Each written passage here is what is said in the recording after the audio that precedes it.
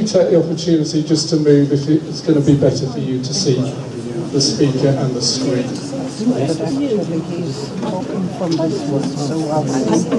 Okay, well, it looks always filming. Okay. Oh, okay. Well, I can see. Can you see? Yes. I'm going to be introducing our speaker in just a few minutes. But before we do that, our first entertainment is one of the top 3 humanist choirs in the country. The old jokes are the best. There are only 3 humanist choirs in the country. So our first entertainment today is going to be the Dorset Humanist Choir, who are going to perform 1 song for you, 2 if you demand an encore. So I'm going to get the choir to come up to the front here, but will you please give a rapturous welcome for the Dorset Humanist Choir?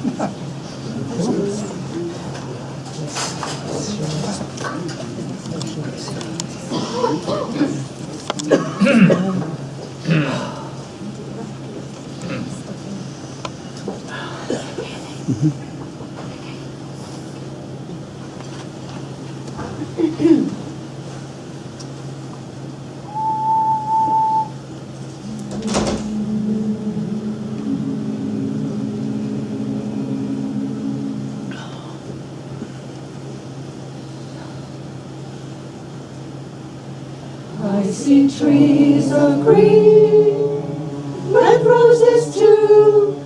I see them bloom for me and you, and I think to myself, what a wonderful world.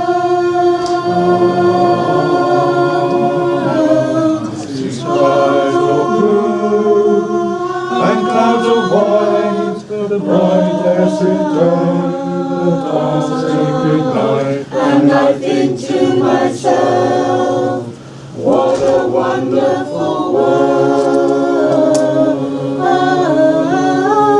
The colors of the rainbow, so pretty in the sky, are also on the faces of people passing by. I see friends shaking hands, saying, how do you do?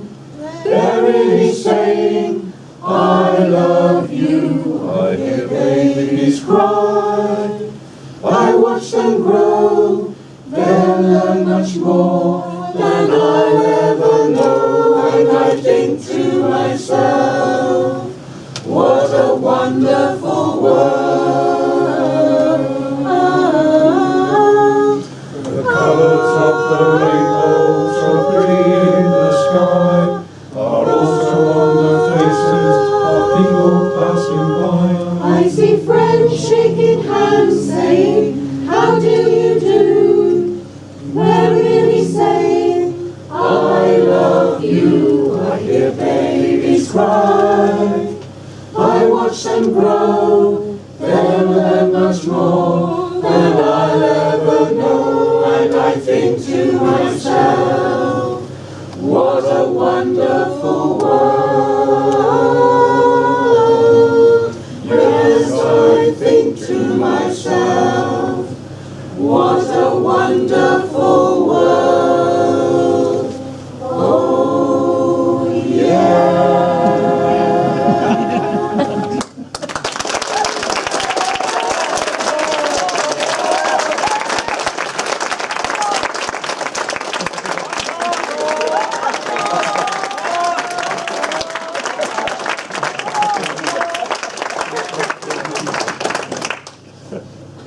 We have a tiny little encore that you'll probably recognise. It's very short, so don't blink. Here we go.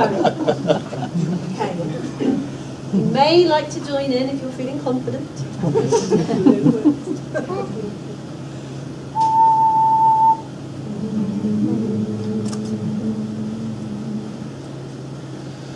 Happy birthday to you. Happy birthday to you. Happy birthday, dear Darwin.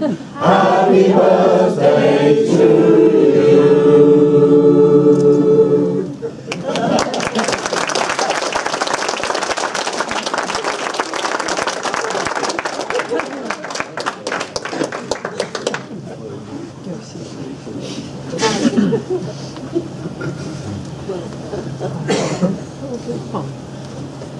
Thank you for your wonderful applause there. Very. Am I on? Am I on now? Yes, I'm on now. Thank you very much for your very encouraging applause. If you keep on applauding like that, we'll keep coming back. Okay, our speaker today is Diana Fleischman. Diana was born in Brazil and left there at age 3 months, I believe. She grew up in the United States, in Atlanta.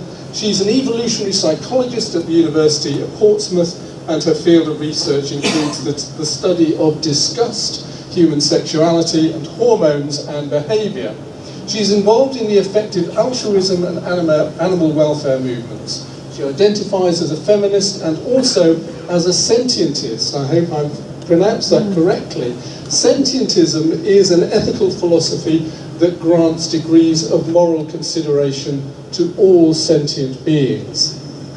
So hopefully none of that has put you off. Will you please give a very warm welcome to Diana.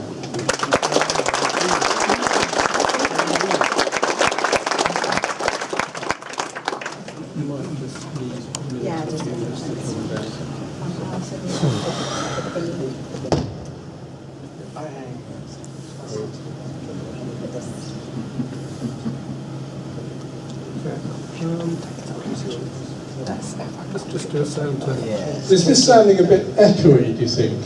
Yeah, I'm going to try and use this one. We might just swap over the microphone.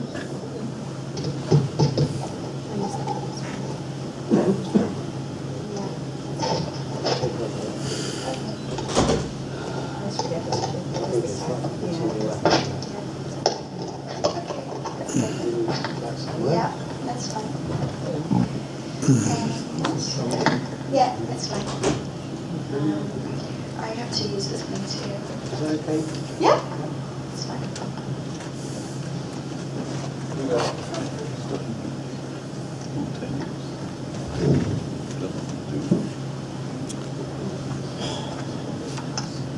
Where's that light?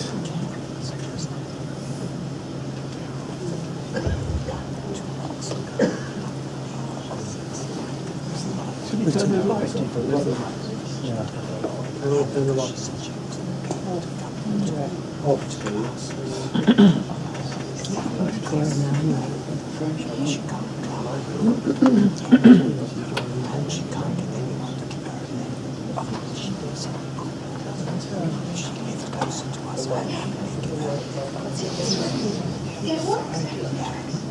How do I follow that up? Hi everyone, I'm Diana Fleischman.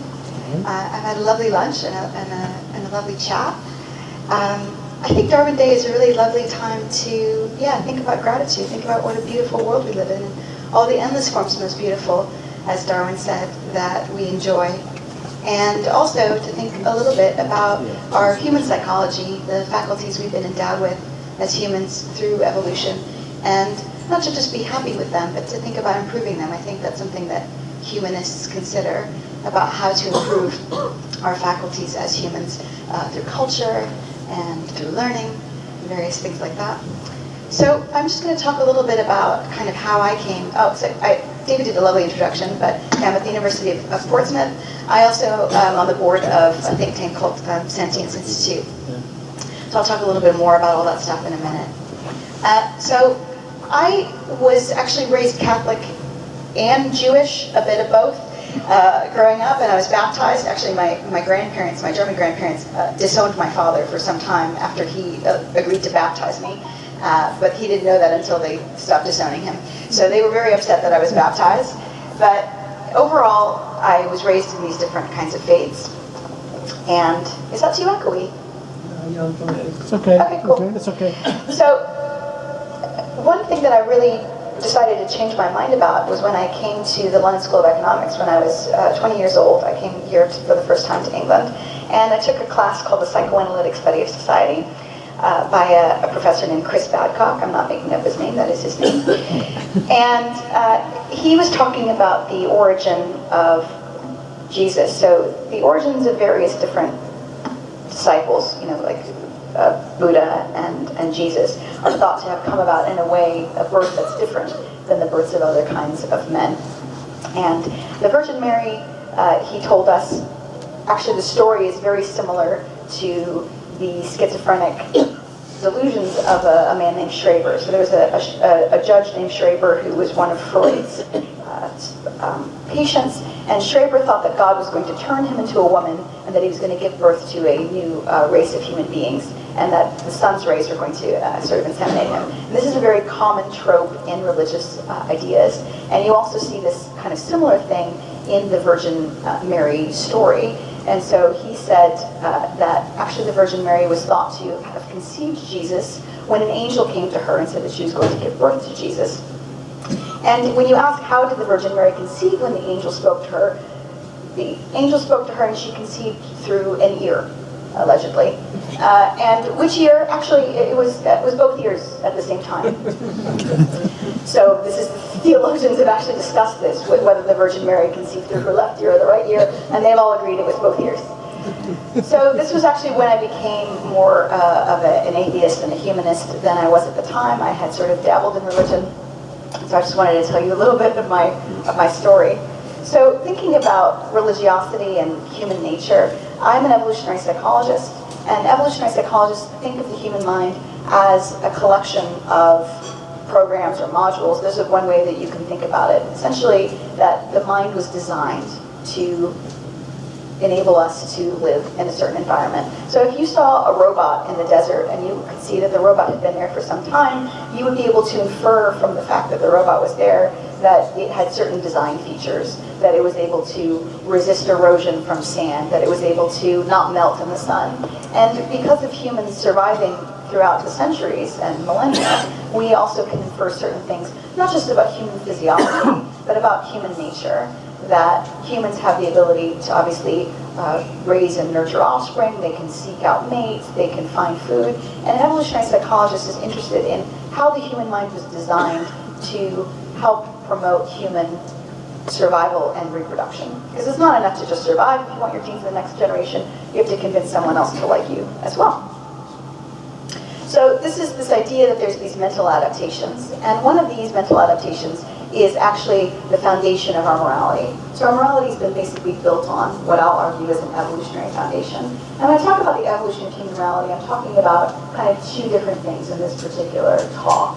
One is how human morality evolved, as in what it's good for in terms of survival and reproduction. But another one is kind of what human morality could be, how it could be perfected over time and in various different ways, through culture and through us learning and using our rational faculties. So I'm going to actually advocate kind of a rational approach to morality, and sometimes this rational approach to morality goes against what our intuitions. I've had conversations here today where I've talked about ways my intuitions about what is moral and immoral have sort of been overturned, and today I'm going to also talk about that a bit, about where our morality is and also where it could be. So the origins, if you look at evolutionary psychology research, we often look at how non-human animals behave in order to get some insight into human behavior. And one thing that's very interesting about non-human animals is they have a sort of morality too. Actually, E.O. Wilson was famous for saying, socialism works, but we're just the wrong species. And he was talking about eusocial insects like these bees here. And bees work for the collective because they want to help feed the queen, because the queen makes more of their sisters, and they're all related, like 75% with each of their sisters. So even though they don't reproduce directly themselves, these sterile female workers, they're helping their mother to make more sisters for them, and thus make the hive stronger. So this is what's called kin selection. So one of the foundations of morality is that you help those who share your genes. And if you think about the expanding circle, which I'll go on about in a moment, that initial central circle, the people that you feel most morally disposed towards, most sympathetic, most empathetic, most easily towards, are your parents, your children, your sisters and brothers, those people who you are kin with. And you see some evidence of this in humans as well. So these very interesting studies have been done where they ask people, how much money would you give to, so they take a face, they take this woman's face, and they morph it with another face, and with an average face. So then they say, okay, you're going to play a game. You're going to have to give money to this other person in this particular game. And they say, the face of this other person is either this face or this face. And what happened is, one of these faces is actually a face that is half morphed with her own face. So basically, they've made an artificial relative. If I took your face and I morphed it with software, then you would see, and what they did is they found that people are more likely to share more money with those people who look more similar to themselves, even though they didn't consciously realize that this face has actually been made by using a morph of their own faces, right? So people are more generous with people who look more similar to them than they are with people who look like strangers. And that is one of the foundations of morality, is this kin selection. And Charles Darwin even talked about this kind of this idea about how it's very easy for us to behave morally to kin, but it's more difficult for us to behave morally towards other groups of people. And also how good this is going to be potentially for a group.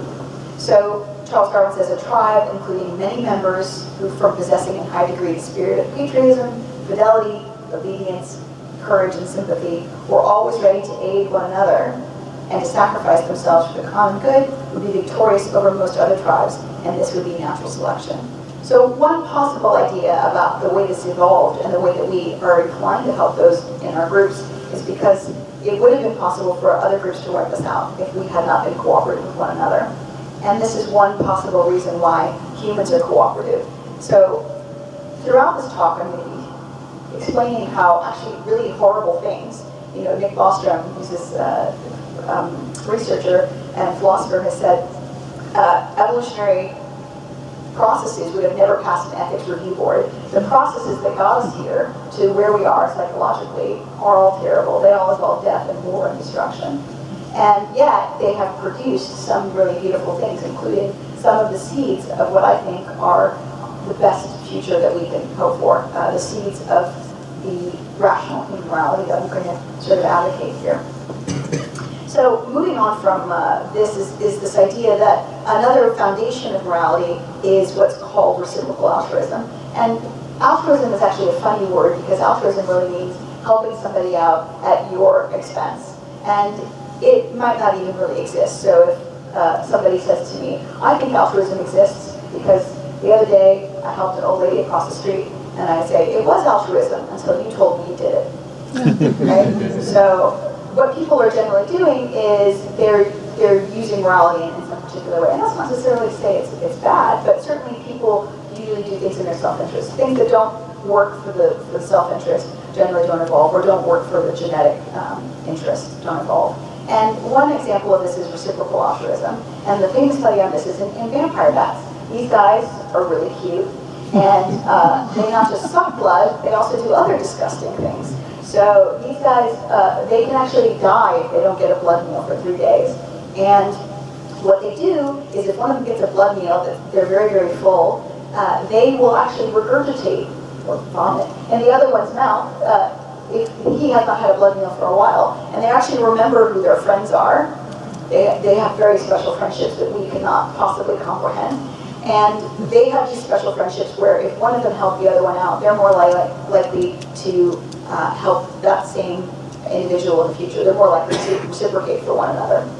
And so they have these kinds of exchange relationships. And that is the basis of a lot of human morality as well. I scratch your back, you'll scratch mine, otherwise known as reciprocal altruism. You see this in primate grooming as well, that there's a lot of places one can't reach, and we don't have this problem as much anymore, but in primates there's all kinds of ticks and leeches and lice, things that need to be kind of picked off. So that's another kind of foundation, is this reciprocal altruism. Now, another foundation is what you might call sexual selection. So as I said, we all had to survive in order to reproduce, but we also had to convince somebody else to breed with us. each of us, have an unbroken chain back to the beginning of life of individuals of whatever species who convince someone else to like them. I know not all of us believe that, but that's true. So this is a peacock spider. They're about 5 millimeters long. And what he does is he does this little dance in order to attract the female. And you should really watch videos of them because they're very, very, very cute.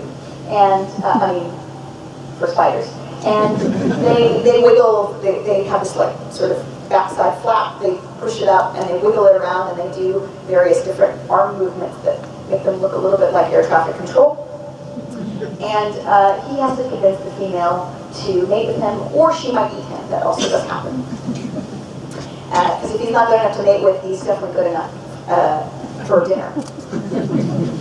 So this is another possibility in terms of morality, is that we use morality in order to convince others to potentially mate with us. We convince them of our virtues. So when people talk about wanting to have a generous mate, especially when women talking about wanting to have a generous mate, they're not talking about necessarily they're going to come home and they're going to find a homeless person sleeping on their sofa. They want to come home and find out that this man has treated her parents to a lovely meal, or has bought her a beautiful diamond ring, or something like that. That's the kind of generosity that women want. And women and men select their mates on the basis of these kinds of virtues. So in studies that they've done, they found that people who say that they've done heroic acts are more likely to be considered attractive. So if you do something dangerous, just dangerous for the sake of it, like surfing, that isn't necessarily considered attractive. But if you do something dangerous for the benefit of the group, then that is considered more attractive than somebody who has done something dangerous, not for the interest of the group. So there are these kinds of moral virtues. You don't see them a lot in women's romance novels. In women's romance novels, men tend to be kings or sheriffs or surgeons or other kinds of careers. But you do actually see this in mate choice, especially kind of long-term mate choice for moral virtues. So there's also some evidence that people advertise or signal their moral virtues as a way of attaining reproductive success, basically getting mates and being attractive to others.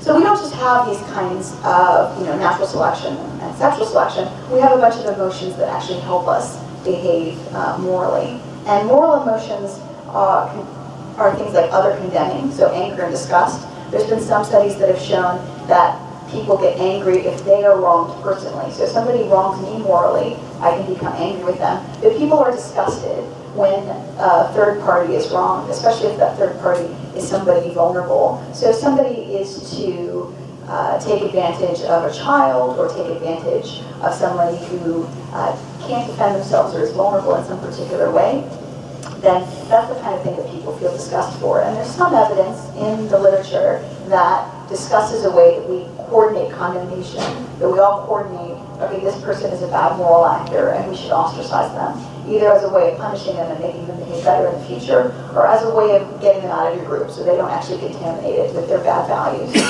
There's also other praising emotions, so ways that you reward people for behaving in ways that are morally good and to your benefit.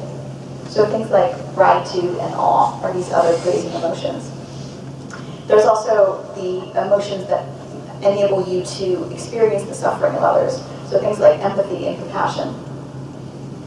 And there's also self-conscious moral emotions where you've done something wrong, like guilt and shame. And it's actually pretty hard to get an emotional expression of guilt in humans, but dogs are pretty good at it. There's actually evidence that dogs will make this expression anytime you're mad at them, even if they haven't done anything wrong. So they don't know what they did. They just know that if they make that face, you leave them alone. So these are all these kinds of moral emotions that facilitate. And I've talked a little bit about this in terms of disgust, and I've done some research on it. And there's a model that people like to use about these moral emotions. So if I'm talking about evolved morality and sort of a more future-oriented, rational morality is somewhat different, we can talk also about this thing called the elephant and the rider. It's an analogy that was, I think, came up with by Jonathan Haidt, who wrote a really good book called The Righteous Mind that I would recommend, a lot about these kinds of moral ideals, political systems. And he says that actually your emotions are what drives your moral reasoning. So you have an emotion, you think, you have this feeling that something is wrong, and then post hoc, you rationalize why it was wrong or right. So if you feel good about something, you're likely to say it's moral. If you feel bad about something, you're likely to say it's immoral. And that we do these rationalizations post hoc. It's not the actual rationalization that generally drives the moral condemnation or approval. It's actually the emotions that drive those things first. So that's one analogy about the human mind. And one of the main emotions that drives moral condemnation is disgust. So disgust is really interesting because it's a fairly new emotion as emotions go. Things like fear and happiness are, you can see in many, many other kinds of species, right? But disgust is actually relatively new. You don't actually see it in other species as such. So even chimps, you don't actually see them engaging in any kind of disgust display. If you've ever spent any time with chimps, you know that, but for those of you who haven't, the only thing that they really reveal up their faces at is the rain and snakes. Feces of themselves or others, they don't really mind, for example. So even though disgust evolved to prevent disease, that's the idea, is that actually disgust evolved to prevent disease because we're omnivores, we evolved to be omnivores, we eat a lot of different foods. Disgust also evolved so that we could prevent ourselves and others from eating foods that were bad for us. So there's even some evidence, for example, that in places where fish was safe to eat, the people who moved there, they didn't know that and they starved to death instead. So humans, one aspect of being able to take over the planet actually is our disgust at certain foods and our approval of certain foods, our ability to actually eat various things in an omnivorous kind of way. So that might be another reason why disgust evolved. They're not 100% sure, but certainly we know that disgust now is possibly an emotion that coordinates moral condemnation. So one interesting thing is that only humans really have disgust.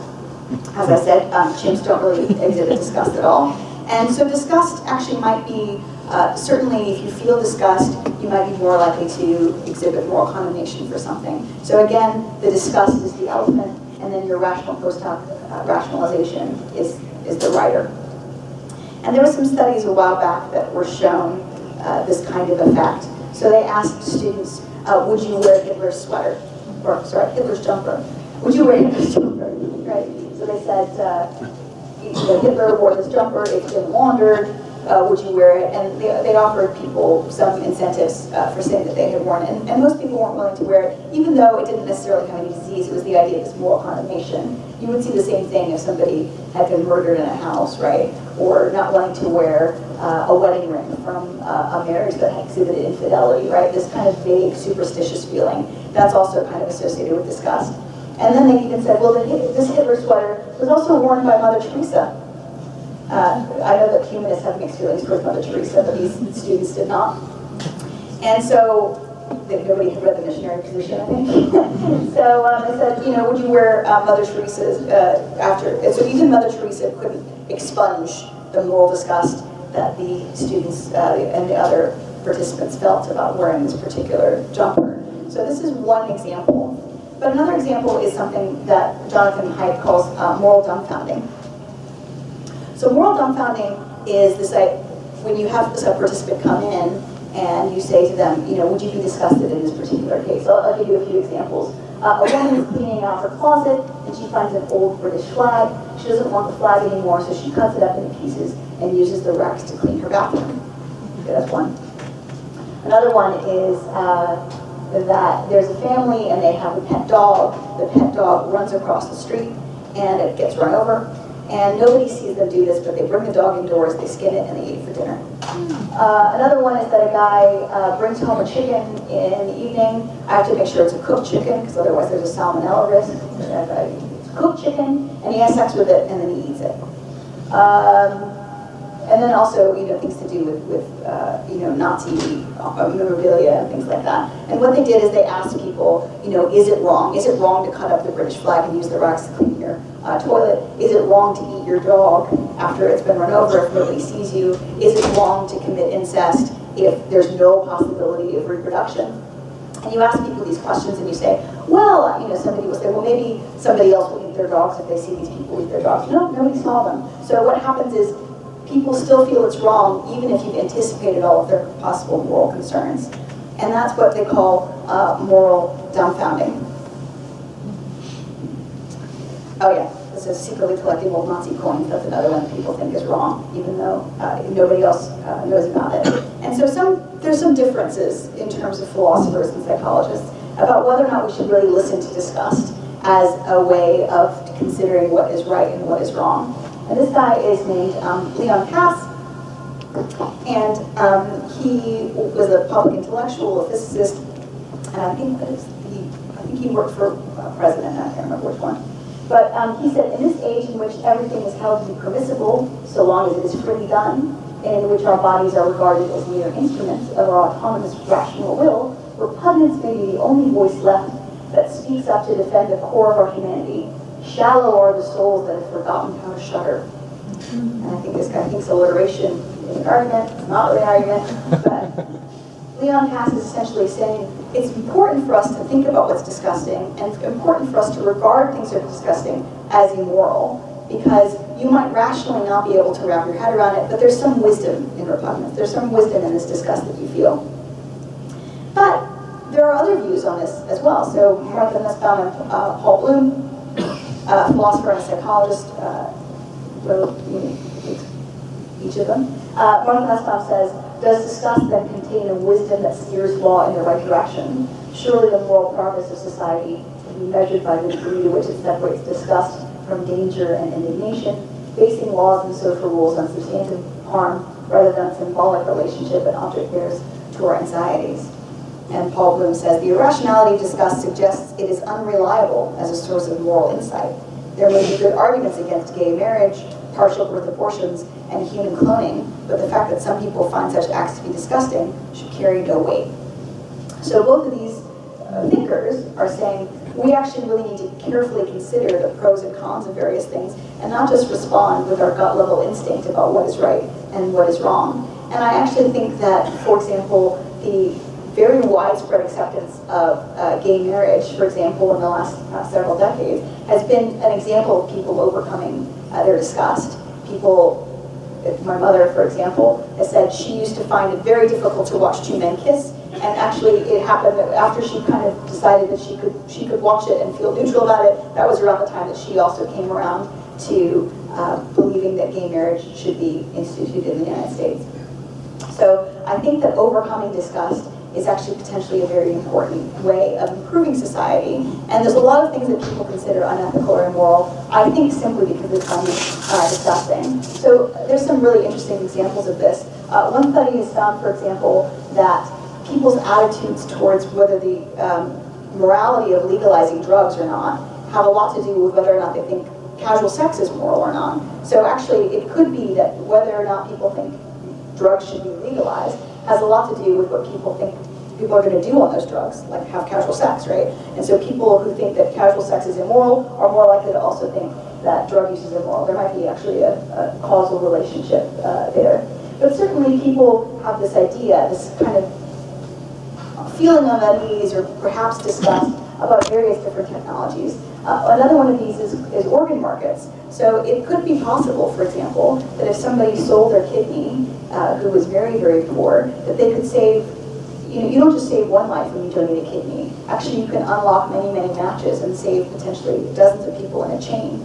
These organ markets. And so there are legal organ markets in places like Iran, and I think it's just very difficult for people to separate their squeamishness about people selling their organs or about people taking the organs of others from the actual rational discussion about whether or not organ markets should be allowed. We do know that if organ markets were allowed, people have done calculations on this, that there would be lives saved. There are legal organ markets in Iran. In Japan, you are not allowed to donate organs at all, or receive organs at all. At least the last time I checked, you were not. People also have disgusting or sensitivity to disgust about various things. For example, immigration. People have thought that immigrant groups were going to bring disease, for example. People have had disgusted ideas about cloning or genetically altering animals, even potentially eradicating mosquitoes by genetically altering them. One of the best treatments against a very horrible infection called C. difficile is something called a fecal transplant, which sounds just like it sounds, basically, where somebody takes the fecal bacteria of someone else and they put it in you. It took many, many years for them to develop this as a technique because people were so disgusted by it, and it works much better than antibiotics. It works better than any other potential therapy.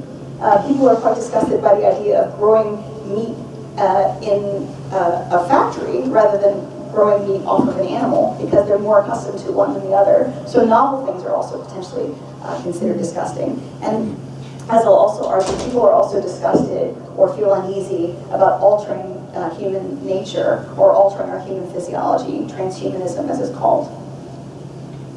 So kind of how do we overcome this? Well, one idea is something from Buddhism, which is called overcoming the monkey mind. And there's a variety of techniques that people use in Buddhist practice and in other practices from various religions to kind of overcome this evolved morality. And one of them is, at the end of a meditation, you can consider how you want to have the actions and the peace that you feel and the well-being that you feel reverberate out to all beings in all directions. So this sensation that you should actually give out compassion to all beings, above and below, east, west, north, south. That's one way of ending a meditation. And these kinds of meditations, these kinds of thought experiments, are a way that we can kind of overcome, I think, our evolved morality. And there's a variety of thought experiments from both religious and philosophical domains that can help us. And one of these is Harshami's veil of ignorance. So this is one way to think about morality that I think can overcome or actually leverage our self-interest in order to improve moral thinking, moral cognition. So if morality is about being impartial, assume you didn't know who you were going to be in a society and you had an equal chance to be anyone. How would you structure society?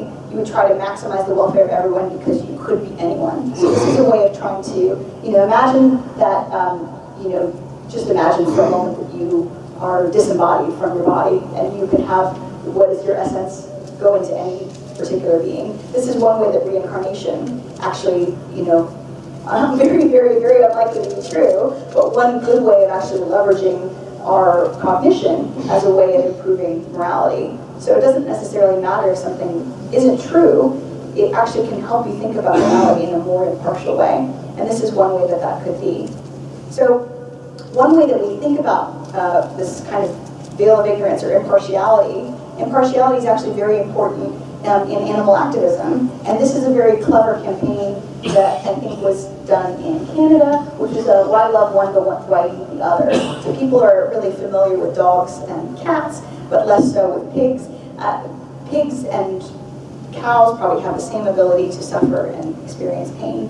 Yeah, perhaps even chickens have the same ability to experience pain as dogs and cats. And yet we are much more willing to eat one than eat the other. Why is that? Well, because we've actually bred dogs to imitate certain facial expressions. Dogs actually have more muscles in their face than wolves do. They can make somewhat human facial expressions because of the way that we selectively bred them. We've also selectively bred them to exhibit traits that are similar to human babies. There's been studies that have shown that people speak to their dog in the same way that mothers speak to their babies. So dogs and cats emulate these cues. If somebody told you they ate a puppy, you would think they were a monster. But if someone told you they ate a piglet, you wouldn't think anything of it. So one of these is actually imitating a human infant in a lot of ways, whereas the piglet isn't. And that's the difference that we feel morally between them, even though if you had an impartial view about which one would suffer more, you wouldn't be able to necessarily find a difference. And you also see this in how much people donate to animal charities. So people are much, much more likely to donate to, this is the money going to animal charities, people are much, much more likely to donate to cat and dog shelters than to anything else. There's some very small amount of money donated to farm animal welfare and to labs. A lot of this is kind of conservation work here. And yet the number of animals used and killed in the United States, 9 or 10 billion chickens are killed every year for food. And that's just an unbelievable number. So one thing I'll say before I move on is that what many people do on their way to being vegetarian is they actually decide to give up eating cows and pigs and then carry on eating fish and chicken. I have met countless chicken and fish eating vegetarians, and I'm not a taxonomist here, but on Darwin Day I should let you know that fish and chicken are animals.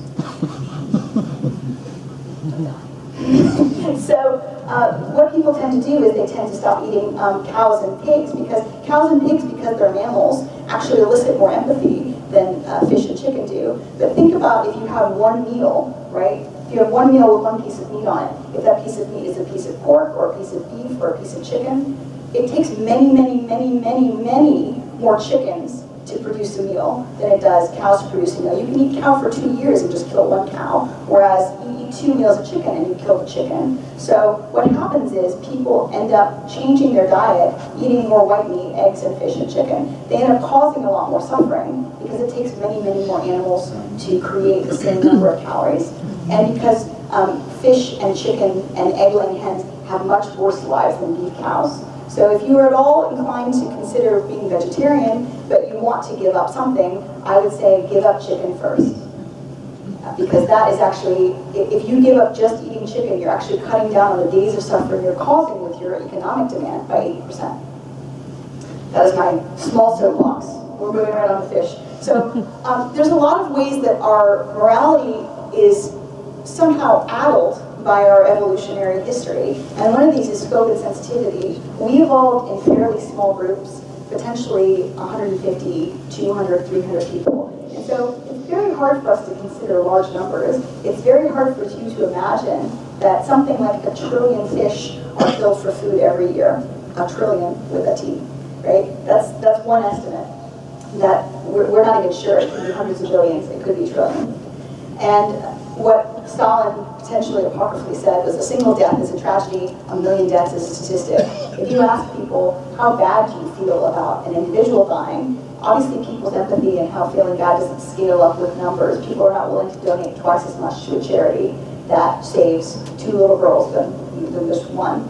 So our empathy and what we're willing to do doesn't scale up. It's a movie about 1 trillion fish dying is not going to be as compelling as Finding Nemo, right?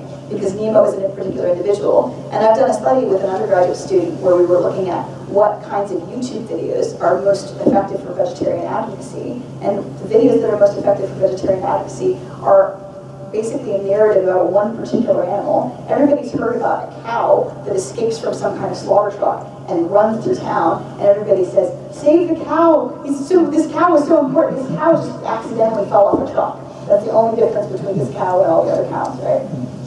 Similarly to, in the United States, there's been floods and there's been like all these pigs that ended up being on television, and people were saying, save these pigs. So these kinds of things are, people are much more sensitive to an individual story than they are to the stories of millions. And that's one way that you should positively leverage your empathy in a particular way.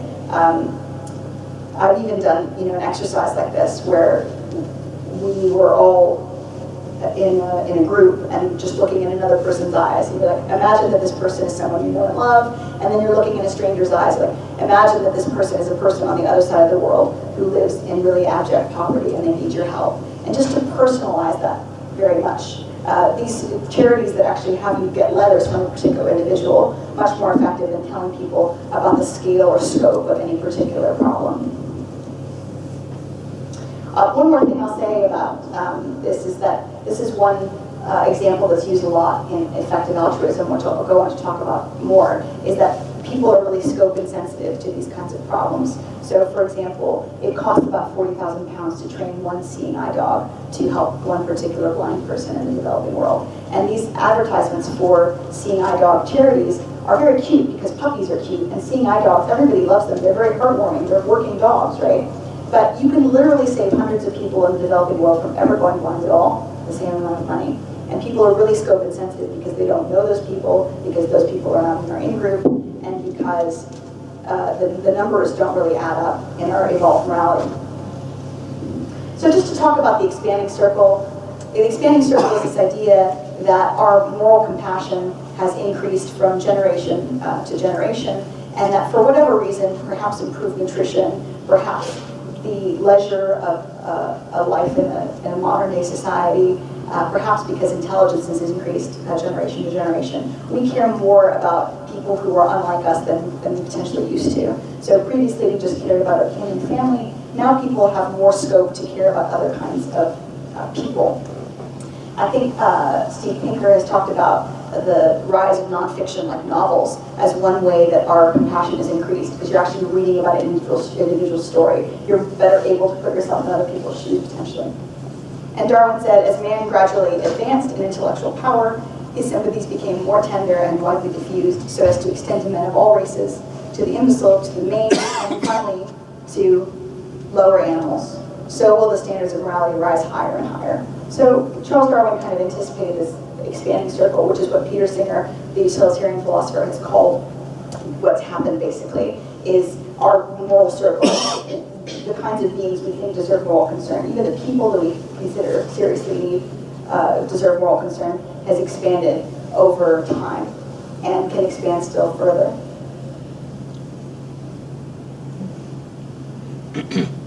So one movement that I think really tries to leverage compassion, leverage our evolved morality and our rationality, and bring them together is something called effective altruism, which is a fairly new social movement to do good better. And they have a bunch of different possible cause areas, but the basic premise is that we increase well-being for sentient beings, people, animals, and future beings. They use critical thinking, evidence, and open debate to find interventions that are effective, and there's this cause prioritization. So we don't have an infinite number of resources. We should really focus on helping as many people as possible with the resources we do have, which is one reason why this seeing eye dog versus keeping people from getting river blindness is a very good example. And I've been involved in effective altruism for about 6 years.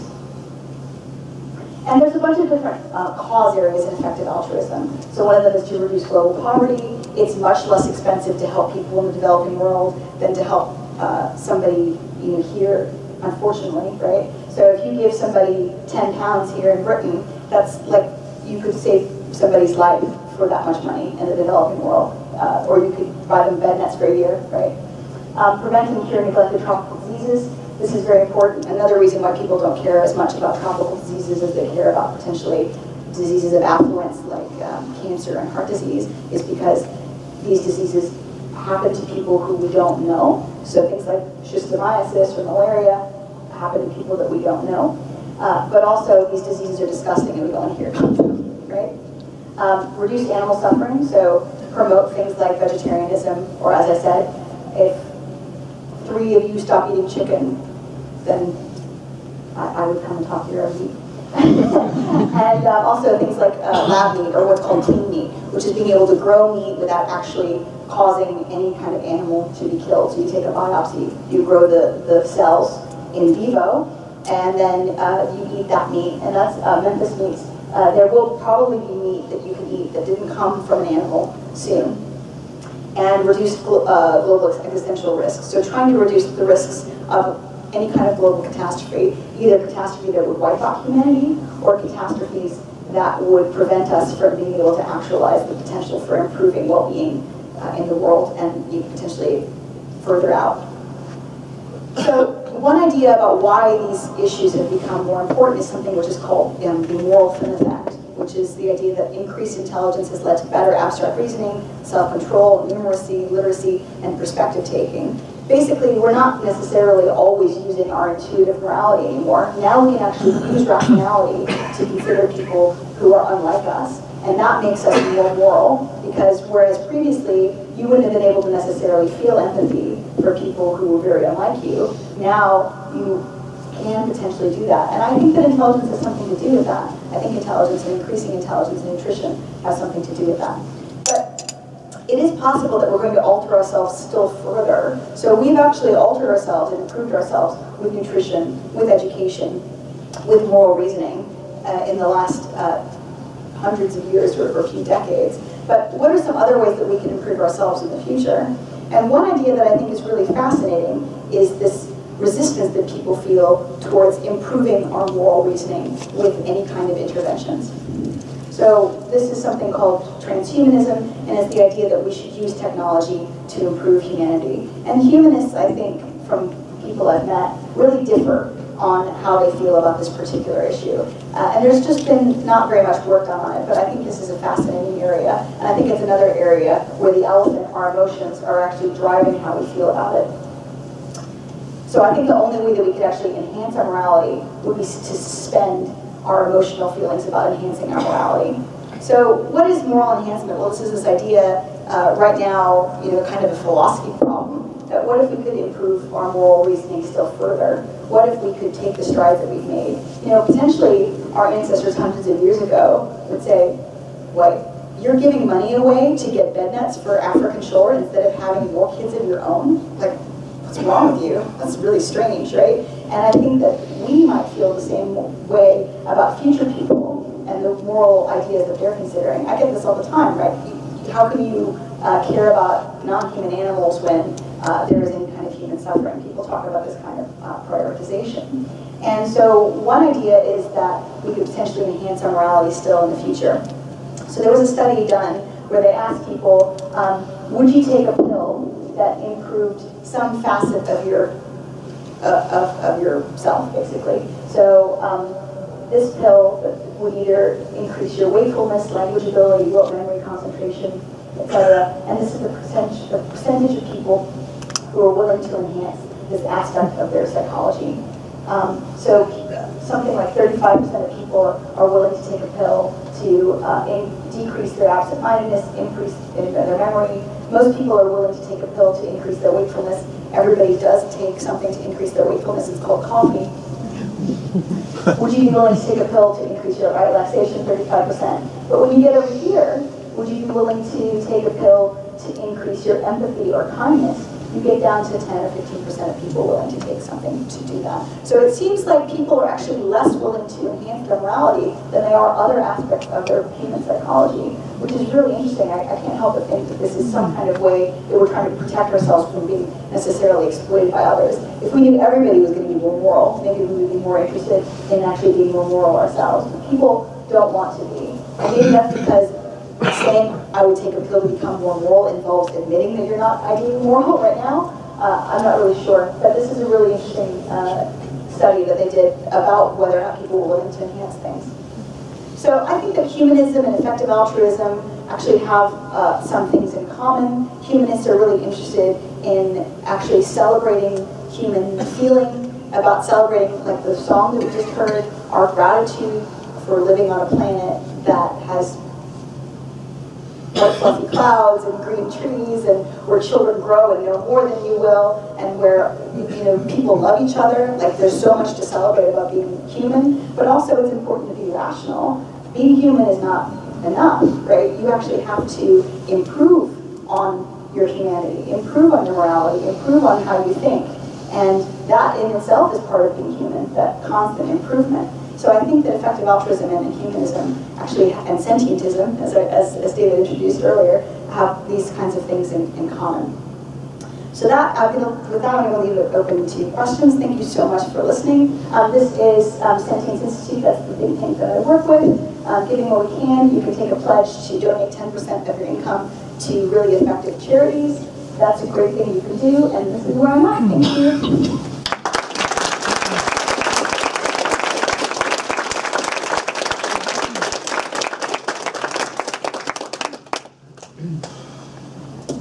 Is this on? Yeah. Is it on? Yes, okay. Diana, thank you so much for a really stimulating talk. So I'm wondering if anyone has any comments or questions that might be bubbling up, or things that you want to, points that you may want to argue, or anything that made you feel uncomfortable. So have we got anything to start with? Anyone feeling bad about eating chicken? Yes, Sally. I was wondering, it's a very interesting talk. Point it at you, that's it. All right, very interesting talk.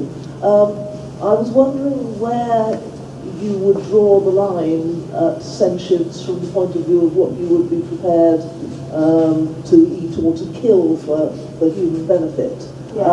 Like within insects. Well, not so much for eating perhaps, but insects, say. Yeah. Would you think it wrong to kill insects because of the amount of sentience they have, or where would you draw the line? Yeah, so I do think that's a very interesting question, and I really disagree with kind of hardcore views in this respect. I think it's important to think about what kind of death an animal would have, how good their life is, for example. less against hunting than the average person is, because I actually think that the death that a hunter gives an animal is probably better than the death that they would have otherwise. So I have really mixed feelings about this. I myself eat oysters and mussels because I don't think they can feel pain. I think they're like the closest thing we have to cells grown in a lab, right? They're very, very similar to that because they just grow and they have like 6 nerve endings, that's basically 6 ganglia. Insects I have more mixed feelings about. So what they report when they say insect farming is going to take off is they say you would farm these insects, the kinds of conditions that vertebrates don't like, so being in warm, damp, cramped conditions. You know, chickens don't like that, but I don't know if you've ever met a cockroach, they love that, right? And so the kinds of conditions that are optimal for breeding these animals for food are the conditions that they prefer anyway. And then the idea is that you freeze them very, very slowly. So I actually think insect farming, I'm not 100% sure. I have a friend called Ryan Tomasic who thinks, or a colleague, I guess, I could call him, that thinks that insects can feel pain, that we shouldn't farm insects. I think that if you grew them in these conditions that they would choose for themselves, and then you froze them very slowly, I actually think that their lives might be pretty good. But I don't know actually how much it would improve, animal welfare overall, because how many people are going to switch from chickens to crickets? Like, in the West, certainly not very many people, and people whose traditional diet involved eating a lot of insects are now switching to eating more vertebrates, unfortunately, which causes a lot more suffering in my view. So it's really a mixed bag, but for me, the line is very, very strongly drawn above oysters and mussels and potentially like scallops. And then you also have to think about byproducts. So some people will say, oh, do you think shrimp can suffer? I'm not sure shrimp can suffer, but what shrimp are fed is fish. And I believe fish can suffer. And also there's slavery in the shrimp industry, which I can talk about over some other time. But basically I think that there's a lot of industries that involve a lot of suffering. And you shouldn't give your money to them. Yeah. Yeah, I wonder about this word suffering, because having visited abattoirs and so on, I wonder about this word suffering, because having visited abattoirs as part of my work, I wonder whether animals that are slaughtered really do suffer in the way that you say they do. Yeah. If it were humans, they would be suffering because they would know they were going to be killed. But we're talking about animals here that have, for thousands of years have been domesticated, so that's their normal way of life. And the actual killing, the way it happens in abattoirs through stunning, unless the equipment goes wrong, is very quick and very clean. I think that, so for example, there's a woman called Temple Grandin. She's one of the most famous autistic people there is, and she's designed abattoirs, for example, in such a way that cows don't see the cow, they see the cow in front of them and have to follow them, but they actually don't hear the stunner. They don't have strange noises going on, and so they're not very anxious before they're killed. But no animal wants to die. We haven't been able to breed animals not to be able to die. And even in bugs who are really simple, I'll just give you a very strange example. So that these animals called the Australian redback spider, and the male, after he finishes mating, has a stereotype behavior where he backflips into the female's mouth because it's in his best interest to be eaten by the female, because she can lay more eggs if he provides her nutrition with his own body.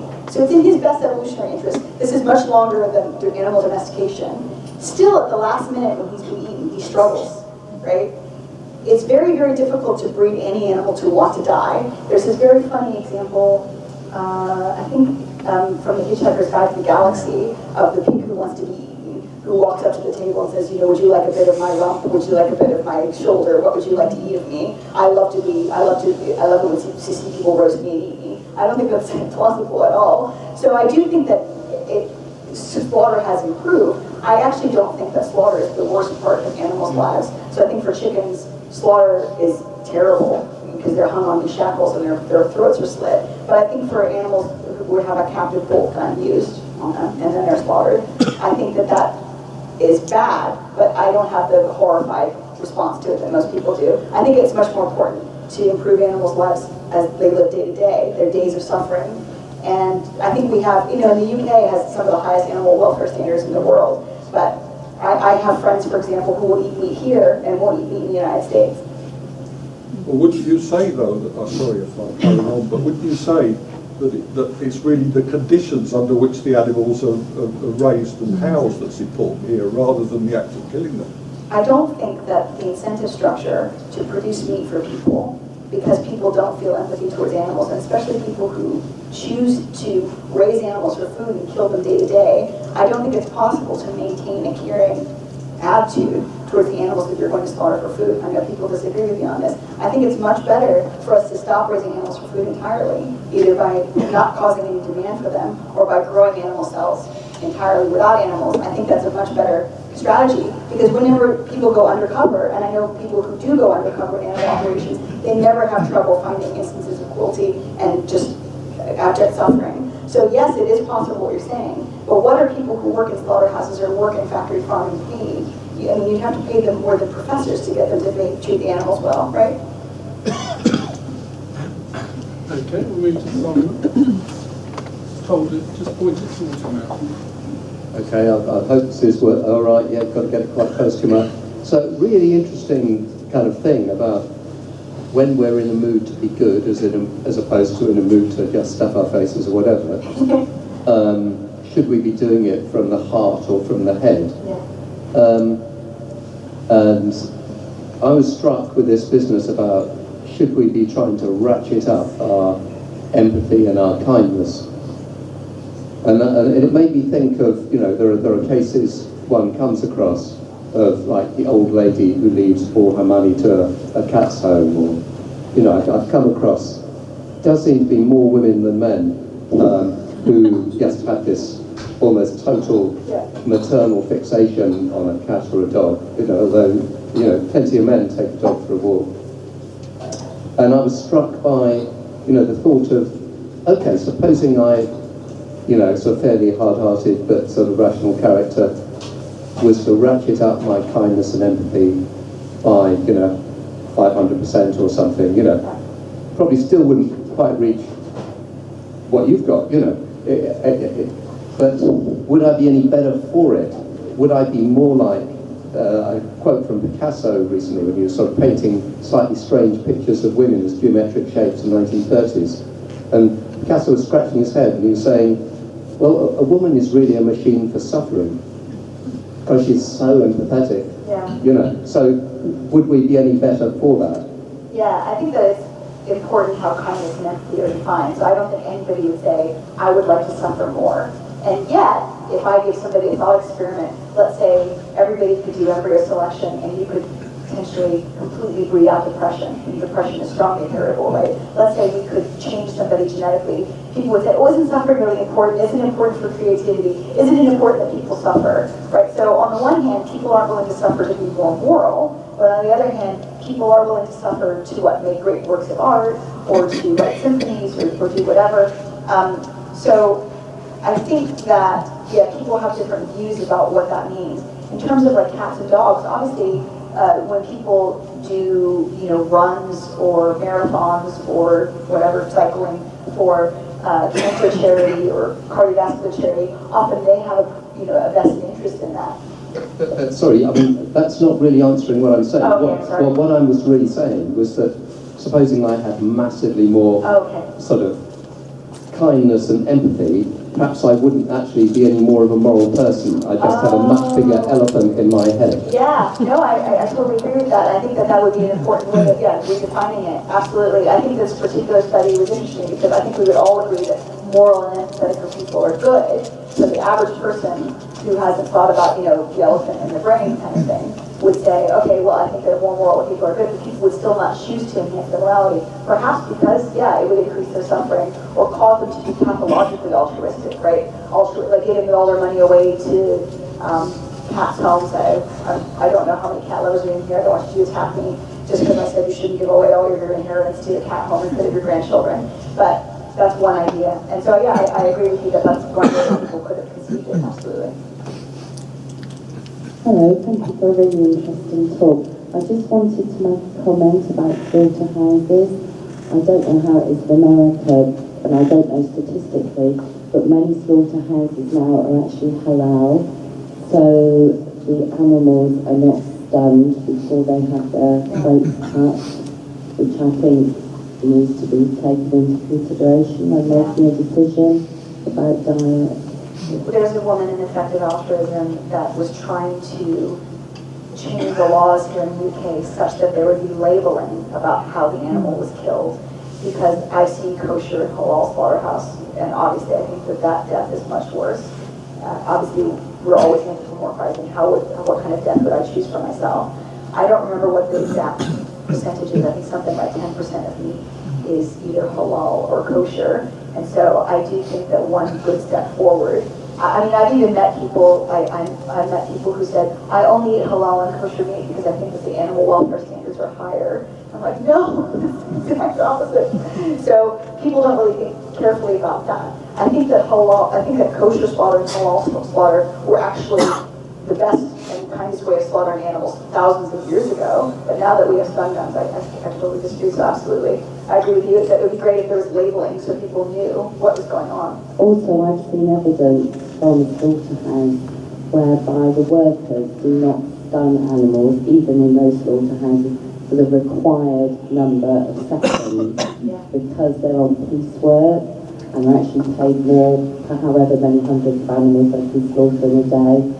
So the animals aren't actually fully stunned or unconscious when their throats slit.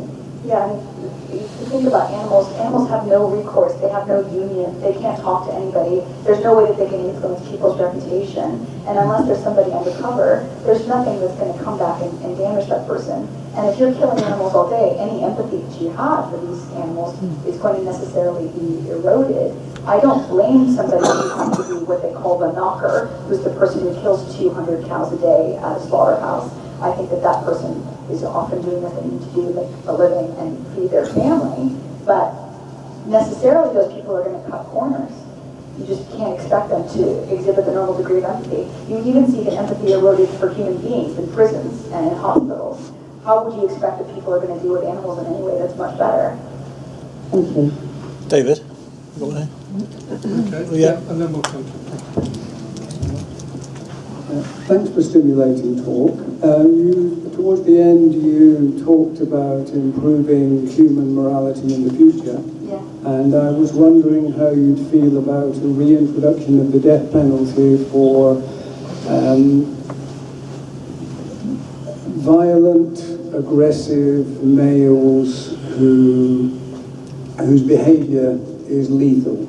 And the reason I ask that is I recently came across some work by Richard Langham, who argues that among the many factors that have contributed to the development of human morality, the most significant is the removal of violent, aggressive, lethal males from the gene pool, largely through execution.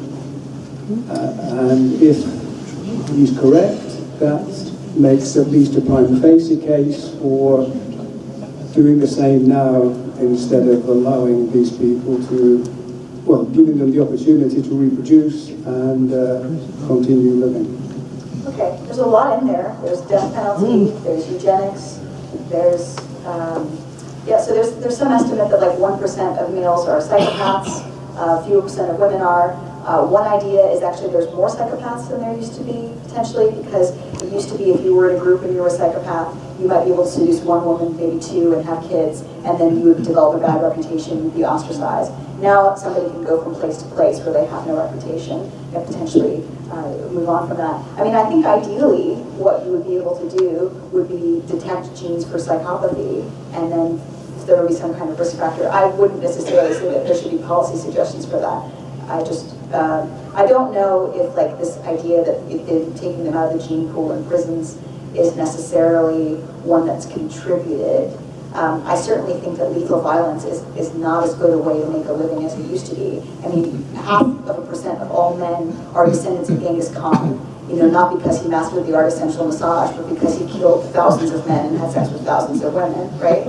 So, whatever genes Genghis Khan had, which were almost certainly not nice genes, were transmitted. And so I do think that making a living now for men involves a whole lot less lethal violence. So I think that's another possible kind of selection pressure. But, you know, one thing that I think of making humans more moral, I mean, some really hardcore anti-transhumanist people would disagree with me and say we shouldn't, you know, make sure mosquitoes are go extinct, and we also should make sure psychopaths go extinct. But I think, agree with you that if they never come into being and create suffering, that's probably better for society overall. And I think that's as much as I want to touch that kind of radioactive question.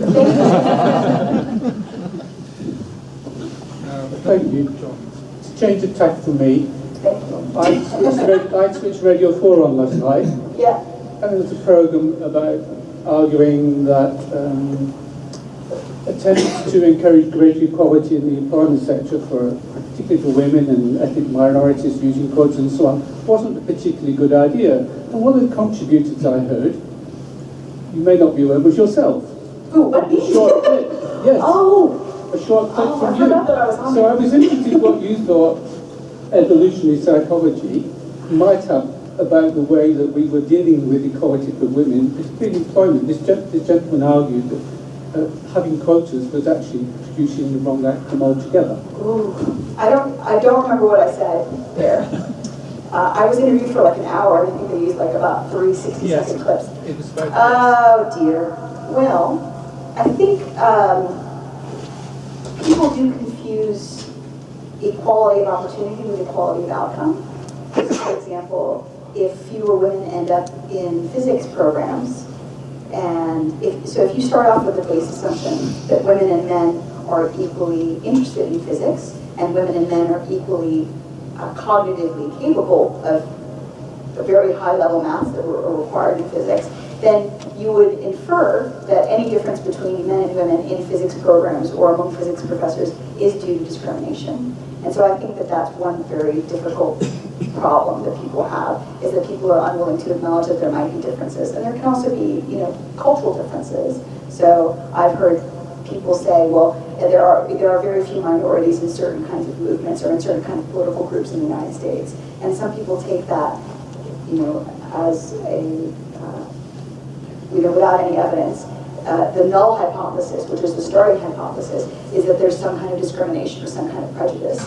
Whereas people just might have different interests. Men and women might have different interests, innately, biologically, or through socialization, but you can't change that. So I think what happens is, if there are these kinds of quotas and action put into place in terms of employment, it actually lends credence to this discrimination hypothesis. So if you were to just have some criteria where you say, okay, we're gonna blind these applications.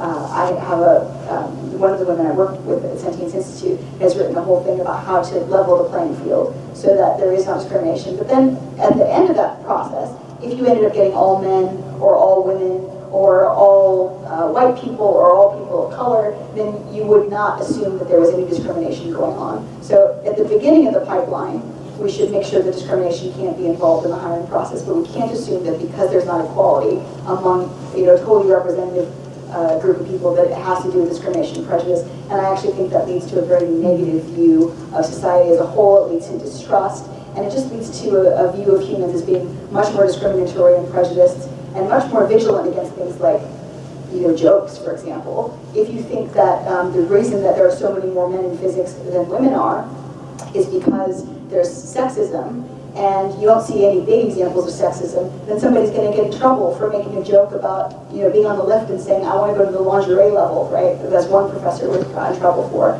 because you're going to think that it's very small attitudes or very small prejudices that are leading to these large differences. That is, yeah, thank you. Thank you. Yes, thank you for a very interesting talk. Would you indulge me with two entirely separate questions while I've got the mic? Thank you. You're describing our disgust at producing meat for consumption and so on, and it's largely based on our revulsion of the act of killing and so on and so forth. Has the same subjective outlook been applied to the joy that's created by animals wandering in green pastures and so on and so forth? That's question one. Yeah. Question two is 2017 was the anniversary of the Bolshevik Revolution, which for me triggered doing a bit of research on the subject, and I find that that end of collective ideology was responsible for more deaths than the one that is featured here. It by no means justifies the one that you feature, the Nazi, but the actual calculations that one does, it puts Nazism in a different category to communism, and communism is twice as responsible for deaths as Nazism. So I wonder if you've got a comment on that. Thank you very much. I'll just say about your second question, I think communism and Nazis are both bad. Controversial life view, to be sure. That's all I'm going to say. There's already so many mistakes got in massive trouble for. She said something nice about Hitler. Okay. So I'm on our camera, so I won't say anything about any of that. One thing I will say about animals in green pastures is that in the UK, people do have an idyllic view of animal farming because the welfare standards are very high here. I have mixed views about that. There's this philosophical idea which is called the logic of the larder. And the logic of the larder is that, let's say you have a beef cow, he's wandering around the fields, he's hanging out with his friends, he's eating grass, and he's just got one bad day, the day that he's stung and killed for food, right? And the rest of his days are very happy. This is actually one idea that's really gone on at length in a book called Never Let Me Go, and the film, I can't remember what it's called, but it's basically about young people who are basically bred for their organs, and their organs are harvested when they're 25. Their lives are very, very good, and then when they're 25, they're killed for their organs. Is that okay? Because they just have, I mean, they have the anticipation of being killed for their organs, which I can't imagine is very nice. This is this kind of logic of the larder. And on the one hand, I think that if you had incredibly high welfare standards, I'm not exactly sure whether that would be net good or net bad, but I know that in places like China and India and Thailand and America and Mexico and all of the other places in the world, I think other than Western Europe and the UK, animal standards are low, and I don't think that animals are living net good lives. And so I think the best thing is actually for us to develop, I think it's much more likely that we're going to develop technology so we don't have to raise animals for food, and we don't have to let the whims of the market or how much we pay abattoir workers or whether people get paid by the piece or actually being able to monitor things with cameras or with undercover workers. I think it's much better if we just take animals out of the equation entirely, and that's my view. And you know, there's other kinds of reasons why we might want to grow meat instead of having animals for meat. You could make meat that has especially perfect nutrient content for people to eat, right? That doesn't have any of the bad effects. You could make meat that's much less likely to contaminate the food system. And you could make really interesting meat, like a mixture of, you know, salmon and venison. I'd like to try that. So.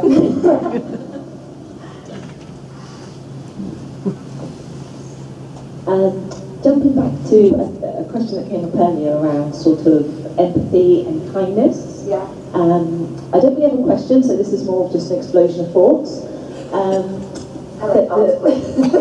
The graph you showed about people being able to take a tablet to perhaps improve language ability or cognitive function compared to empathy and kindness. I guess part of me just thought at that time that it's because those values are not as valued as much in society. As much as we think we are moral and we do value these things, in my work, when I'm having to justify expenditure to improve people's empathy and kindness, because I work in the care sector, compared to people's intellectual knowledge, it's so much more difficult. And I think it's possibly to do with people's potential misguided view that these soft skills, we can just will ourselves to do it better. And you know, if we just want to be kinder, we'll wake up tomorrow and we'll be kinder. But if we want to wake up tomorrow and speak Russian, that's less likely. So I don't really have a question, it's just like I say, an explosion of thoughts around that whole section. I like your explosion of thought. I think that you're right. I think that people do think you could just will yourself to be kinder.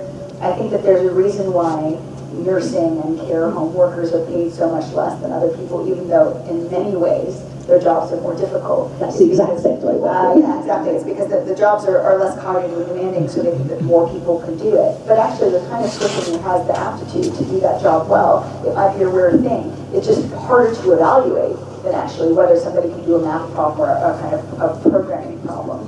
Much less tangible. Much less tangible. And any interventions to improve I mean, certainly you could think about interventions that improve your effectiveness with handling people with care, for example. But that's all very hard to measure. And I think that if, in the same way that people who are in care homes, non-human animals, they don't have a voice. People who are in care homes, obviously they're often invisible. There's nobody watching how they're treated. Children have the same kind of problems. So I just think that this is a case where, it's harder to evaluate the outcomes in any kind of quantitative way. Absolutely, yeah. Interesting. We're going to wrap up fairly soon. Two people are waiting for questions. Have we got anyone else over there who's waiting? Okay, so I'll get to you in a moment. And Phil, so I've just 4 left. We'll need to wrap things up. Anyway. What do you think about culling animals because of overgrazing? That happens in the national parks in America as well as here. And the other question is, our brain development, our evolution is because we've been eating protein for thousands of years. Yeah. Okay. The culling, I think, I have mixed feelings about culling, obviously. I don't necessarily think wild animals have good lives. I think oftentimes the animal death that you get from culling an animal, I would prefer to be shot in the head than starved to death, personally. So I think that would be potentially better. You are right that there's a lot of people who talked about how animal protein helped us get to the point where we are today with intelligence. I would also argue that rape, warfare, starvation, disease, and colonization are all in part responsible for where we are today. And I don't necessarily think that just because something got us to a civilization where we are now necessarily means we should maintain it. I think that there are ladders that get us places that we can usefully get rid of once they no longer serve us. But I think another thing that, the reason that vegetarians are not withering away, the reason vegetarians actually show higher intelligence in some surveys, although obviously, that you can't randomly assign people to be vegetarian, is because we've obviously domesticated fruits and vegetables. And so if you look at a wild banana or like a wild apple, they're tiny and devoid of nutrients. It's because we've domesticated plants to have much higher nutrition value that it's possible for us to survive entirely on plants. And so our big brains do have very high caloric needs, but I do think that people can thrive on a vegetarian diet because of the domestication of plants.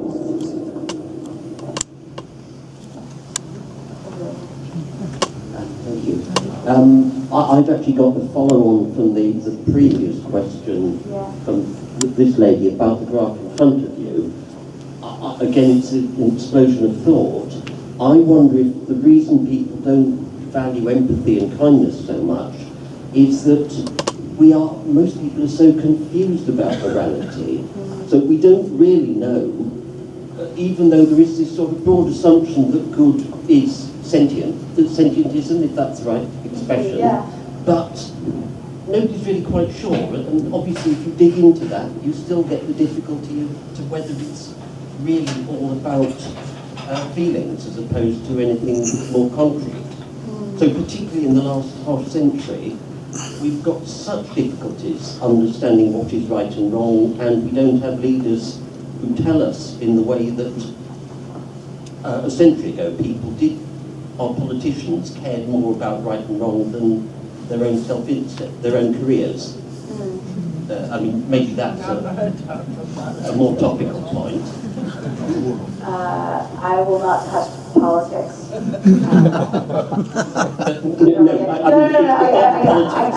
forget the call. I do get your question. People are very confused about morality, and so you're saying here that when it comes to empathy and kindness, people are just really more confused about what that would look like because people don't really know what morality looks like. And I think this has actually been one really common thread I've seen in humanist thinking.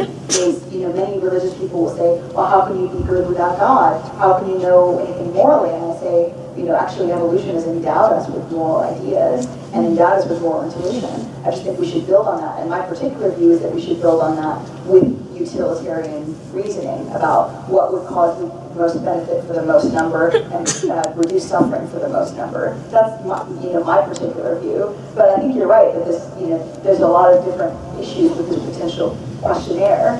And I think that, people might think if I have more empathy and kindness, that means I'll suffer, that means I'll be riding a bigger elephant, which I really like that analogy.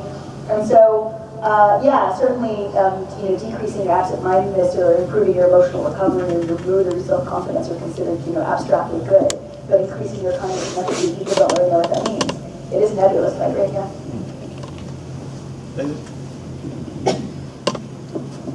Yes, okay, Lisa, and then Phil. Just looking at the question of the meat and the welfare of animals, I think an important point to make is just that in the bigger picture, we cannot environmentally and in terms of the world resources actually continue to eat as much meat, as much animal protein as we do around the world, particularly as emerging economies become richer and able to resource that. And I think when thinking about morality of welfare standards, that is something to think about. But actually we all have a moral obligation to think about the resources that we use as an individual and how much those resources that we're using actually take from the planet. That's one point, another explosion of thoughts. And my second thing I wanted to mention was looking at the chart again on the empathy and kindness, that perhaps the reason that we're less able to actually consider taking a pill to improve those is because kindness and empathy perhaps are more finite resources that we have, that we only have a certain amount of money and energy, and that perhaps kindness is associated with doing things and giving things to people, and we've all only got a finite amount of energy and money to give. Yeah. I think that your second point, I think, is a good one about self-sacrifice. I think that if you said everybody was going to take this pill to become more empathetic and kindness, kind of all boats rise kind of thing, people might have a different kind of view on it. But I would say things like, relaxation, concentration. People have this view that, you can't necessarily limitlessly increase your intelligence, for example, but it doesn't involve the same kind of self-sacrifice. I totally agree with you there. I agree with you that animal farming has got indirect negative effects, for example, indirect negative environmental effects, or indirect effects on how many resources each of us use as individuals. So I come from America, where people use a lot more resources, water, energy, than people use here. And so I think that is one consideration that people can make. Toby Ord and some other people have talked about, people have really mixed feelings about immigration. People say, Australia, for example, maybe there's not enough water. Well, what if you, by taking a shower every other day instead of every day, you saved a person's life? Is that really not worth it to you?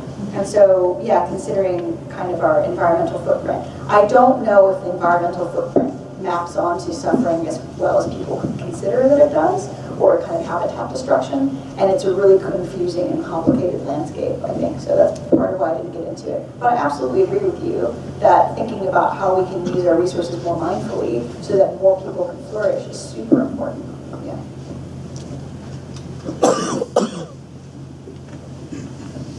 I'm not really sure this is a sensible question or not, but I think...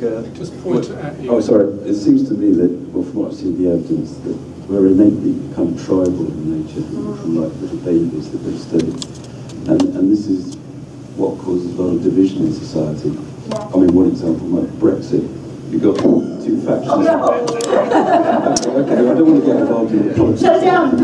But just to demonstrate the two factions probably have quite considerable dislike of each other at the moment. Is there any way that human beings can move towards overcoming this innate tribal nature they have?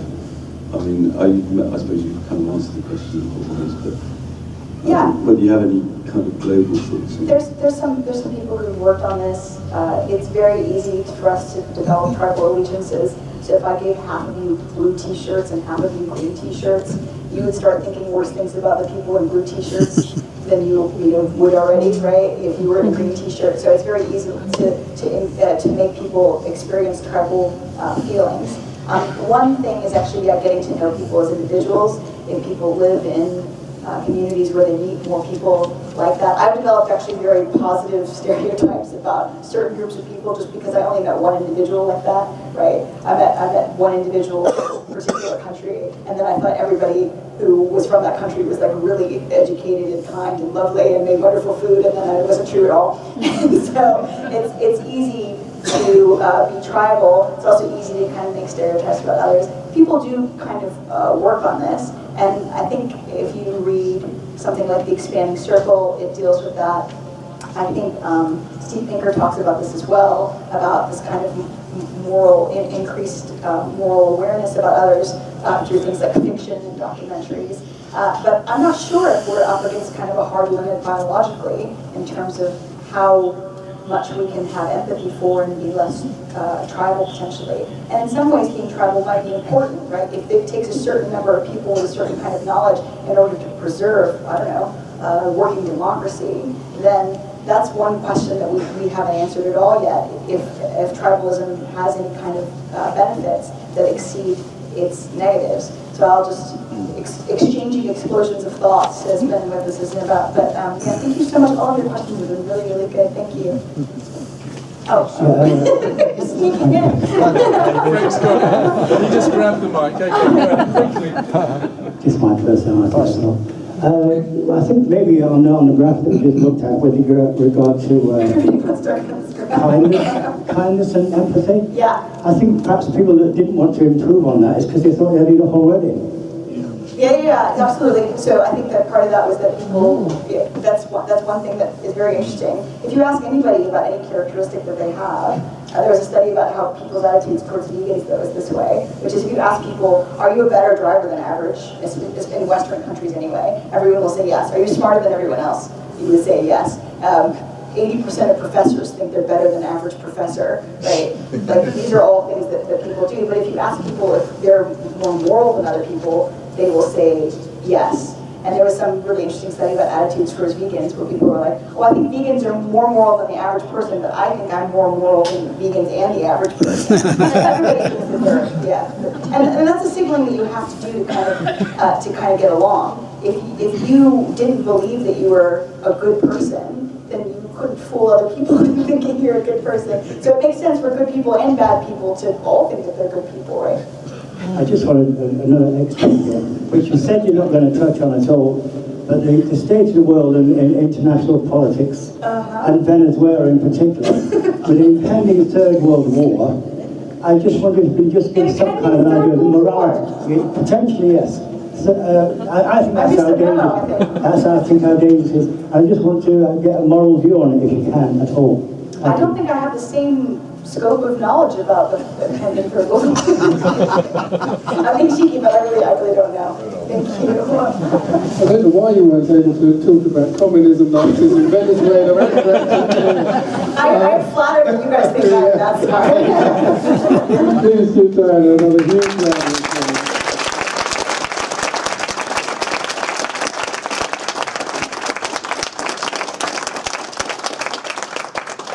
Thank you so much, Diana, and best of luck with your future. Diana's going to be moving back to Albuquerque in the near future to start a family. It's not as glamorous as you think it is. I actually don't know how to exit gracefully. And will you also please give a huge round of applause to Lynn Glass, who's organised today.